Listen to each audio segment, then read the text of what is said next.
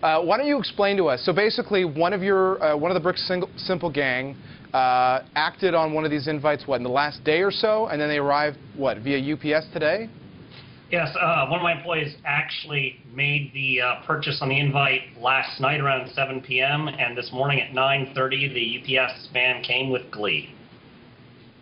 There you go, prompt service. Now, you're wearing, for lack of a better way of saying it, the old glass. We want to, for those who are watching us on television, show a picture of the old glass versus the new glass. And they're probably not going to see that much of a difference. But one of the things that you found to be different is the earbud. Tell us about it and why Google introduced it. Part of the earbud is really a response to complaints about the glass bone conduction audio not being loud enough.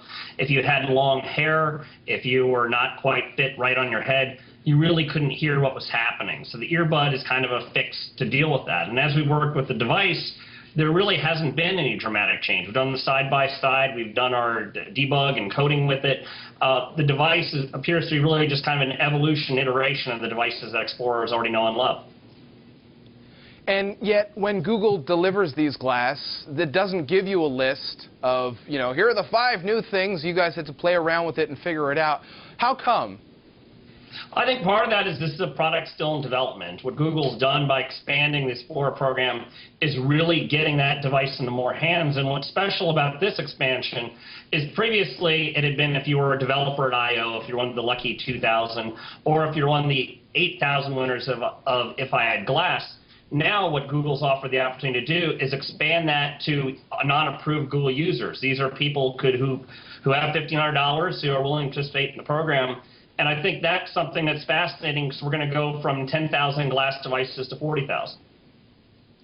What does your gut tell you? Given that the price is not changing, it's still $1,500. Do you think everyone who receives one of those invites will act upon it? I think the excitement around glass is such that everyone who's getting an invite wants one. People are when we got invites, we had friends contact us, can I get a glass invite, can I do that? I don't think it's something where people are looking at the price right now because you see that opportunity to really be on the leading edge and kind of see where this technology is going.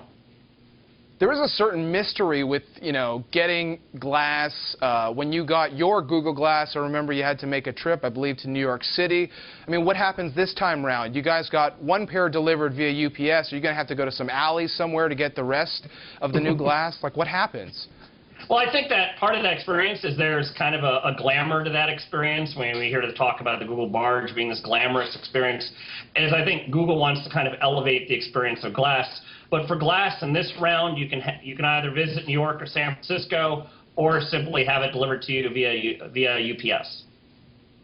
So obviously there is this, as you highlighted, this Google goal of having more applications developed for glass.